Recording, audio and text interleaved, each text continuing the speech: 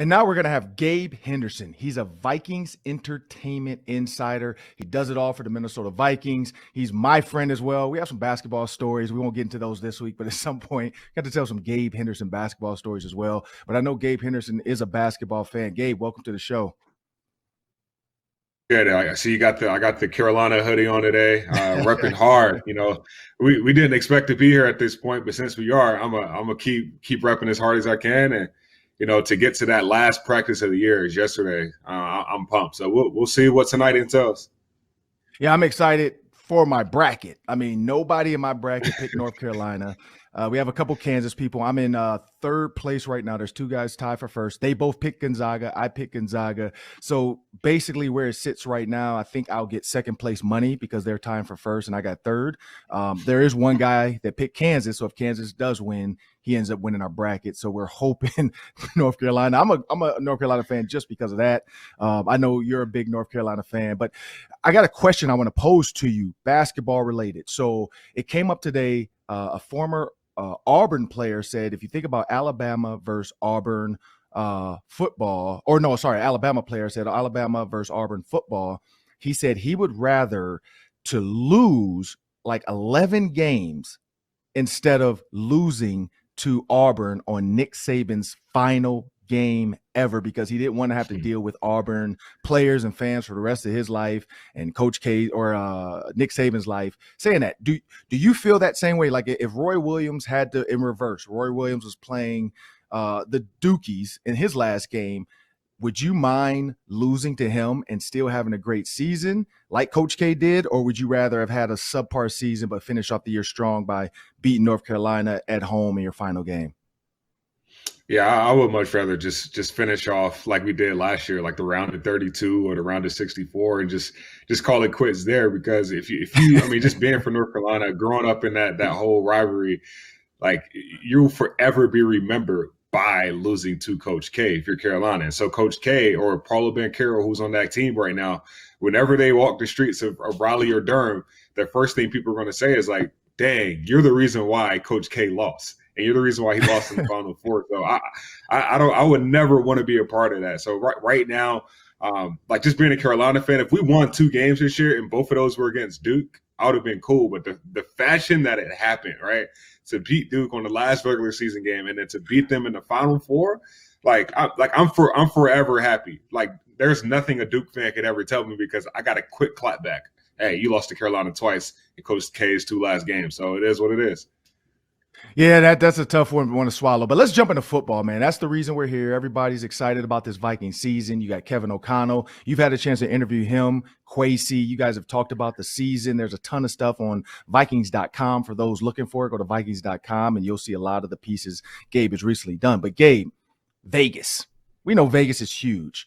The NFL has allowed now some of these sports bets and sports books to be a part of their franchise, and they're bringing them on. But if you look at the Minnesota Vikings right now, if you were to go place your money, 8.5 wins is the over-under. In your mind, is that just right, too high, or too low? I think that's just right because with Kirk Cousins as your quarterback, he's going to have you contending for at least a playoff spot every year. I think Kirk Cousins' floor is 7 wins. What that ceiling is, that's still yet to be determined, but I think his floor is 7. And I think when you look at this schedule right now, it's not the toughest schedule so far. Everybody's talking about these moves in the AFC.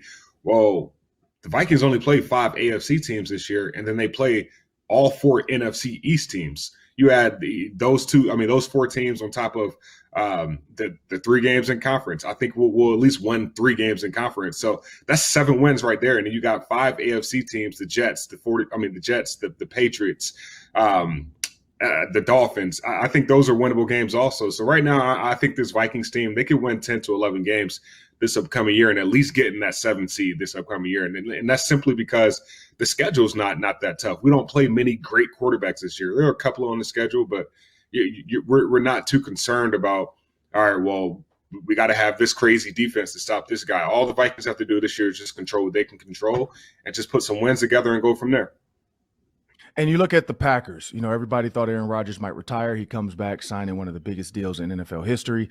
You look at Devontae Adams leaving, another historical move, going over to the Las Vegas Raiders. Do you think Vegas has it wrong with the Packers at 11.5 wins over under? Well, yeah, no, I don't, because the Packers still have Aaron Rodgers, right? Like no matter how you look at it, you can take everyone off that team. Like Aaron Rodgers still is getting the ball out of his hands in 2 seconds. So he's not going to get sacked. And then he's probably going to have a rookie receiver and basically tell him, hey, you either run a hitch route, you run a slant, or you run a quick out.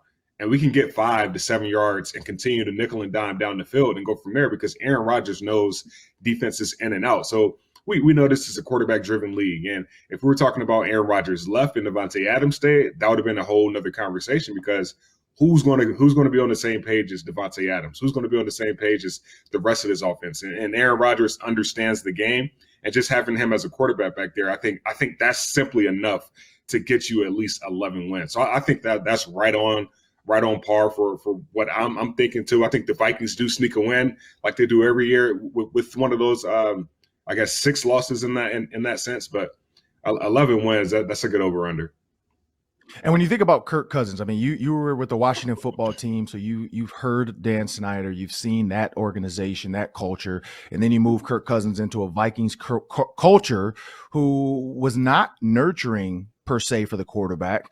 Now you look at a Kevin O'Connell who's going to nurture Kirk Cousins as they grow and as this draft happens.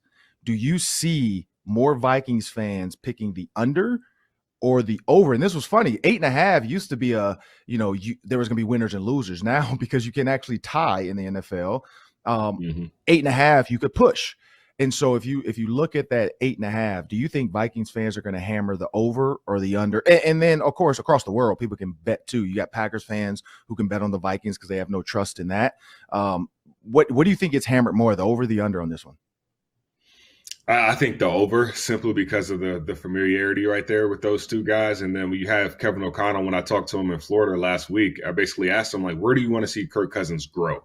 And basically he said he wanted to see Kirk Cousins take over the offense. So when Vikings fans hear that, that's what we've been asking for literally the last 2 or 3 years. So when you have a quarterback coach or a head coach now that's been with Kirk, that understands how he operates, understands his strengths and weaknesses, and he says, okay, well, now with everything that we talked about, we want this offense to be his. We want him to control the plays at the line of scrimmage, understand the scheme of the game. And then when we come back into the meeting rooms, it's just like, Kirk, why did you do this? Why'd you do this? What did you see here? Instead of, hey, Kirk, kind of, holding his hand and pulling him through certain situations. So I think that simply alone with Kevin O'Connell saying, we're going to put this offense in Kirk's hands and run it through him, I think that's making a lot of Vikings fans happy, simply because we know Kirk is a veteran quarterback. He's the most accurate quarterback. The only fault against him is that he doesn't improvise. So now you have a coach that's saying, okay, we want to make Kirk improvise. All right, let's see where the chips may follow. Yeah, and so you look at the rest of the NFC North, the way Vegas sees it: Packers, Vikings, Bears, Lions. Do you think that's lazy because they're just doubting the Lions and it's easy to do that? Or do you think that's pretty accurate, that the Lions, with Jared Goff as they stand, with Campbell, the way, they're trying to get going, we understand what they want to be. Do you think they're still the basement of the NFC North? It's between them and the Chicago Bears, right? And if just being a Vikings fan, you gotta argue that the Chicago Bears are right with them, because we lost to the Detroit. Well, the Vikings lost to the Detroit Lions last year on a walk-off touchdown to Jared Goff. So that's confidence right there. And you look at that and you say, how they finished their season off. Okay, well they're looking to build on that. And Detroit is Detroit, Ryan. You're from Detroit. You know better than me. But just from outside looking in, Detroit is going to be Detroit. But with Chicago still having a rookie quarterback, you look at that and say, okay, well, a sophomore quarterback in Justin Fields was to come a year. How are you going to build the pieces around them? They got 2 or 3 linemen that have went to different teams. So how are you going to build an offensive lineman to keep him upright and let him make the plays down the field? And then with that, who is he going to throw it to? So the Lions and Bears, I will put them at the bottom tier of the division. But right now, I would probably give it to the Lions with that 3rd seed. And I know that's probably a hot take, but I think the Lions will be the 3rd seed in the NFC North this year. Oh, okay. I like that one. Lions jumping on top of the Bears. Gabe Henderson off the top rope, WrestleMania. All right. So when you think about this Vikings team, the NFL draft. Put your GM hat on. I know you've been around the building. We interviewed Ryan Manis as well.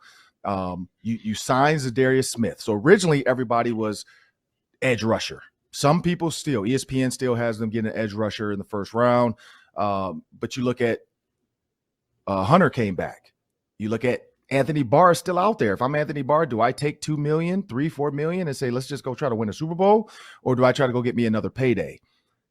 If you're the GM, Sauce Gardner says he's the best player in the draft. He probably won't be there because he's building a resume. What do you take in the first round of this NFL draft? Cornerback, no doubt.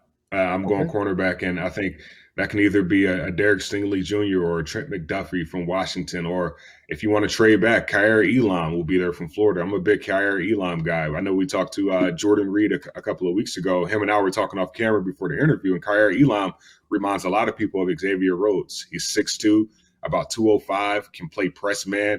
He has to work on his hips a little bit, but you have a guy in Durante Jones at the Vikings DB coach who has been proven to develop young rookie cornerbacks. I think that pair will mesh really well. But if you're going best player available, I think Derek Stingley Jr. will be there. And the fact that the edge rushing pool is so deep this year in the draft, you can still get a quality edge rusher to learn from Daniil and Zadarius in the second round. So I don't think you go defensive end in the first round unless there's just Kayvon Thibodeau, if he just continues to slide down. If somebody that was supposed to be in the top 5 continue to slide down, other than that, yeah, you got to go corner. I mean, we still only have P2 and Cameron Danson on the roster that have had significant snaps. You have to have someone that can compete with the other side of the ball opposite of Patrick Peterson. So you go cornerback for sure. If I'm a GM, I'm going cornerback for sure. And looking at these offseason moves, I mean, the Rams now add Bobby Wagner. Vikings fans, I think that was the big thing. They were looking for a splash move like that. They were hoping something different out of this regime because they were so used to seeing the basic pieces and the moves. But when you're looking at building this team, I think they call it a competitive rebuild because they have the pieces in place to win a Super Bowl, and now they just need to add the next ones. Do you understand the frustration of the Vikings fans, or because you're so new, you're just like, look, I think this is going in the right direction?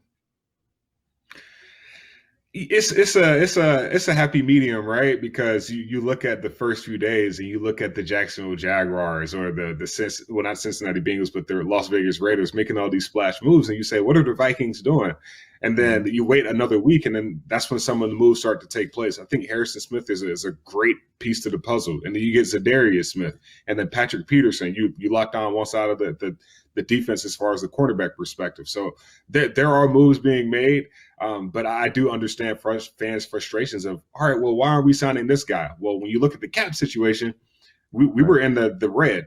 And now that Kwesi and Rob Brzezinski are starting to, get rid of some players and, free up some cap space, that doesn't work in our favor simply because by the time we're freeing up cap space, a lot of those other guys are going off the board. So it is what it is. We're not the Patriots. The Patriots haven't made any moves this year. So I think we're doing a little bit better than them. But at the same time, I think Vikings fans should, I understand their frustrations, but still they should be a little patient in this process because the moves or the pieces of the puzzle are starting to come into place. And I know it's been slowly, but honestly, it's been surely also. The pieces of the puzzle are starting to fit in. And now you look at that and say, okay, if the free agency period is done, we've definitely got better on defense. Now we got to continue to do so in the draft, and hopefully some of these first-year and second-year guys that's already on the roster, hopefully they make that new jump with this new regime here in Minnesota. Well, I want to thank Gabe Henderson for joining us on the Ron Johnson Show today. You can follow Gabe Henderson on Twitter, Instagram, but more importantly, go to Vikings.com if you want to see more of the pieces Gabe Henderson has done so far this offseason. Some great stuff with the new coaches. Gabe, I want to thank you for joining us, man. Hey, go Hills.